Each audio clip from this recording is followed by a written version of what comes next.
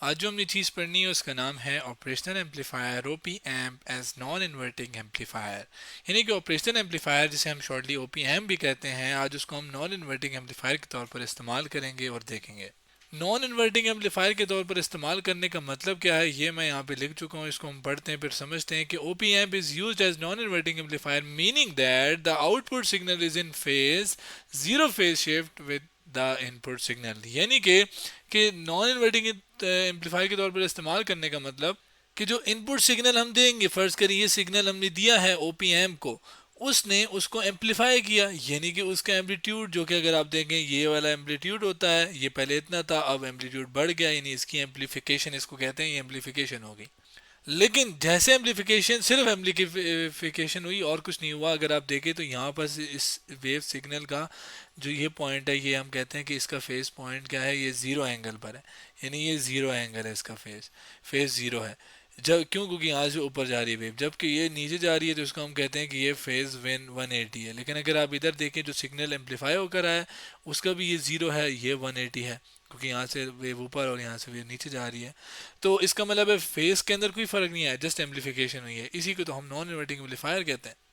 अब ये हमारे पास ये चीज़ हमने देख ली। अब ओपीएम बेसिकली क्या है, इसको हम अगर रिवाइज करें operational amplifier op amps and its characteristic के अंदर जब हमने पढ़ा था, तो हमने ये देखा था कि इंटीग्रेटेड सर्किट्स जो कि मोबाइल डिफरेंट से छोटे छोटे सर्किट्स के अंदर होते हैं, मौजूद होते हैं, इनके अंदर छोटे छोटे कंपोनेंट्स को एक साथ हम कनेक्ट करते हैं, जिसे हम इंटीग्रेटेड सर्किट्स कहते हैं। और इसकी एक ख़ास टाइप जो कि ऑपरेशनल एम्पलीफायर, जिसका इस्तेमाल हम करते हैं एम्पलीफिकेशन और मैथमेटिकल ऑपरेशन के लिए, मैथमेटिकल ऑपरेशन जैसे प्लस माइनस डिवीजन वगैरह।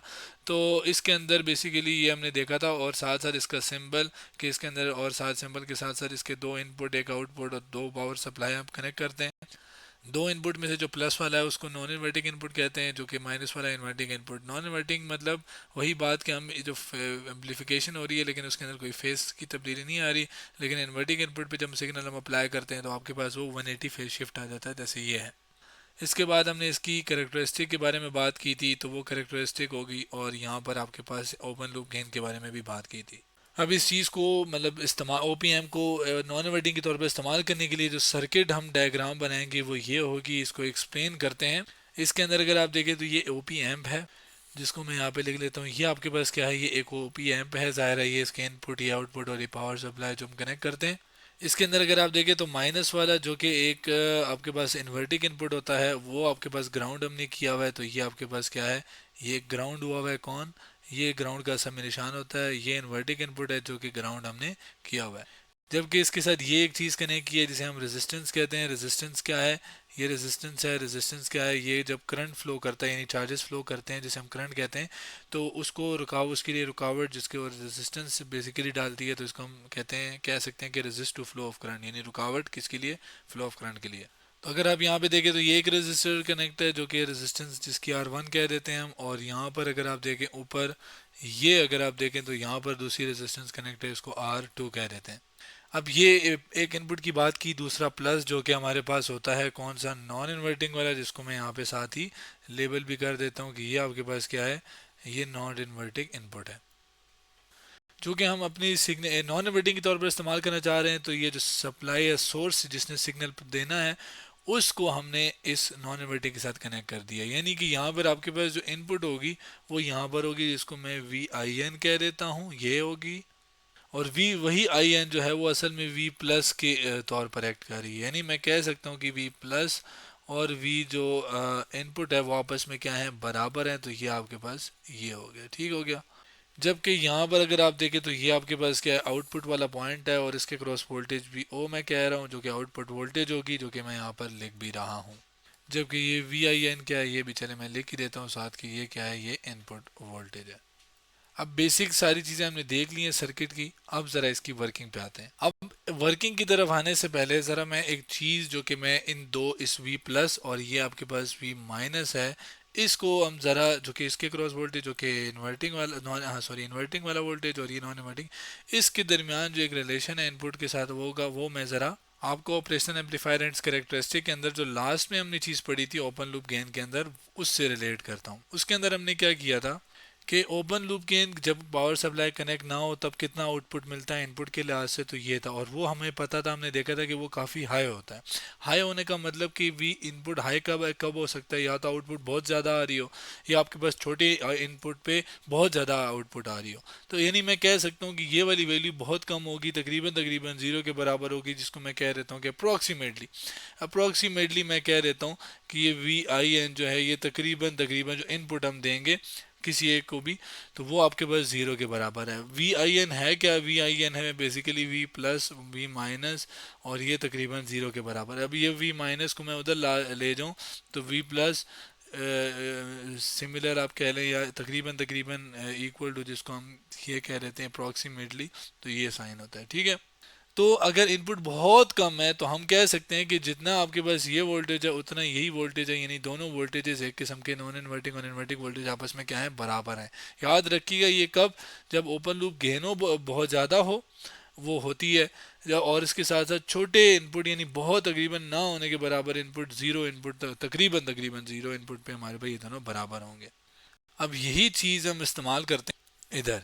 कैसे भला, अब चूंकि हमें एक बात पता चल गई जिसको मैं यहाँ पे एक किस्म का ले भी आता हूँ, कि चूंकि हमने यहाँ पर ऊपर पढ़ा था ना कि यहाँ पर वी इनपुट और वी प्लस आपस में बराबर हैं, चूंकि वी प्लस वी माइनस के बराबर है तो इसका मतलब वी माइनस और इनपुट भी आपस में एक किस्म के बराबर हुए।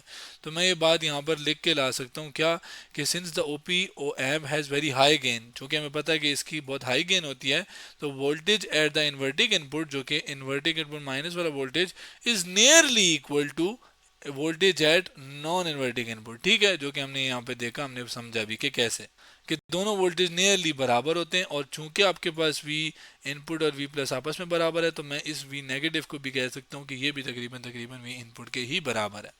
अब ये एक हमने एक आप कह लें शुरू में एक कंडीशन और अपनी आसानी के लिए एक चीज़ बना ली। अब आते हैं ये जो रेजिस्टेंस दोनों के क्रॉस जो करंट है उसको मालूम करते हैं, फिर उसी करंट का इस्तेमाल करके दोनों को बराबर रख के, जैसे हमने पहले किया था, हम गेन के बारे में बात करेंगे कि कितना आउटपुट गेन आया है इनपुट के लिहाज से।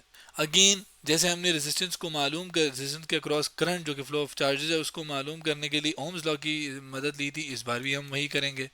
ओम्स लॉ क्या कहता है, जो कि करंट सॉरी वोल्टेज करंट और रेजिस्टेंस को आपस में रिलेट करता है, जिसकी equation V equal to I R होती है। इससे अगर मैं करंट की वैल्यू निकालूं तो जाहिर है मैं कैसे निकालूंगा कि आर उधर जाके डिवाइड हो जाएगा और आई जो है इधर ही रह जाएगा, जिसको मैं पहले लिख दूं तो I one is equal to V over R one, जिसमें मैंने वन वन क्यों लगाया, क्योंकि मैं अगर आर वन के क्रॉस निकालूँ तो रेजिस्टेंस आर वन होगी और करंट उसका आई वन होगा।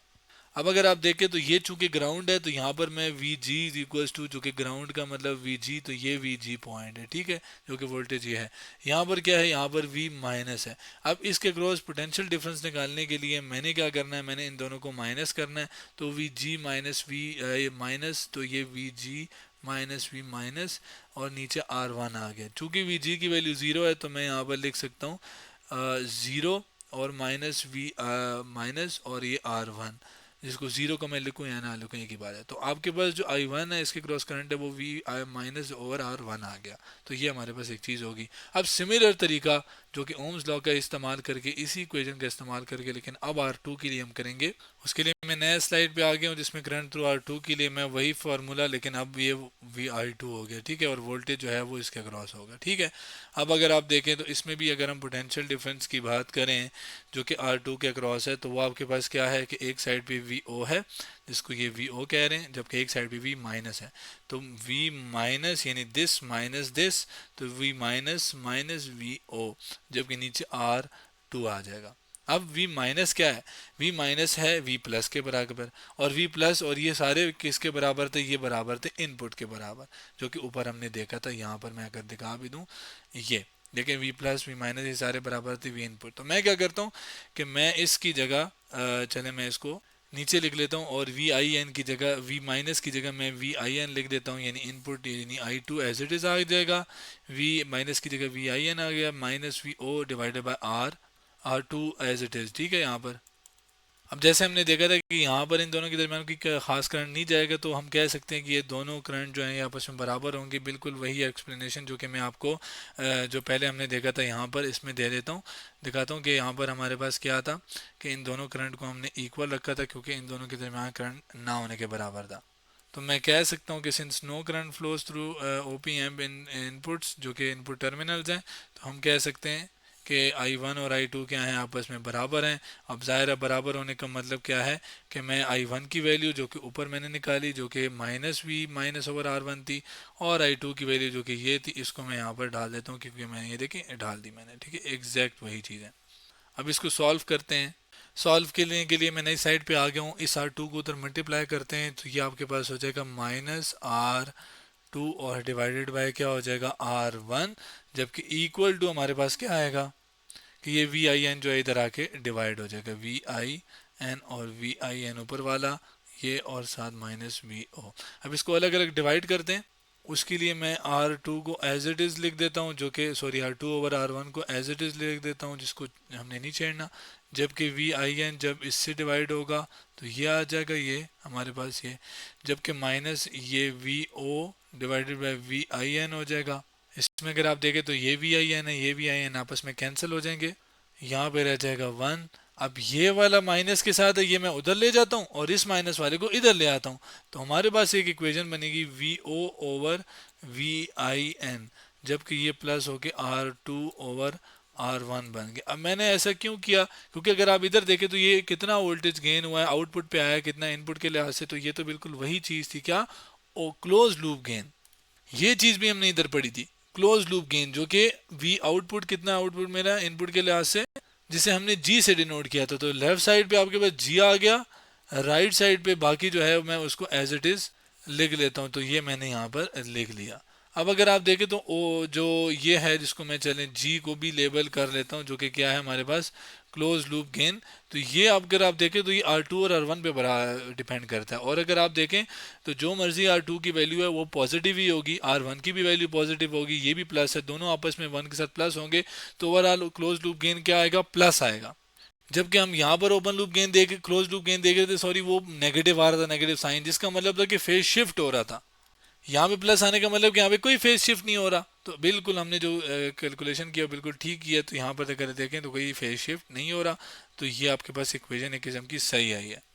अगेन अगर आप देखें तो क्लोज लूप दो रेजिस्टेंस के ऊपर डिपेंड कर रहा है, R1 और R2, और ये इंडिपेंडेंट है कि इसके OPM के अंदर की प्रॉपर्टीज़ की जो कि होती हैं उस पर हमारे पास ये इंडिपेंडेंट है। अब ज़ाहिर है क्लोज लूप गेन की अगर मैं एक मिसाल लूँ कि फ़र्ज़ करें मैं R2 की या R1 में से किसी एक की, चलें R2 की बात करते हैं, R2 की वैल्यू को मैं बहुत कम कर दूँ, कितना कम कर दूँ मैं, तकरीबन 0 कर दूँ, और जबकि R1 क्या है वो कोई वैल्यू आ जाती है, फ़र्ज़ करें वो 10 है, तो 10 वैल्यू ये आ गई, तो ये आपके पास 0 डिवाइडेड बाई एनीथिंग 0 हो जाएगा, तो आंसर क्या आ जाएगा 1। तो ये G की वैल्यू यानी गेन कितना होगा वो 1, यानी जितना आपने इनपुट अप्लाई किया उतना ही आपको आउटपुट मिलेगा।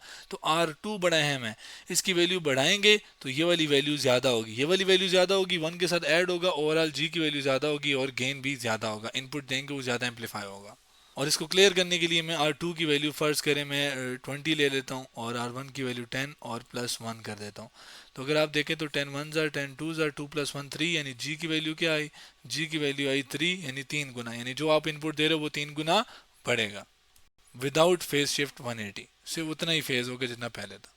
तो आज हमने क्या किया, operational amplifier OP amp as non inverting amplifier के बारे में बात की।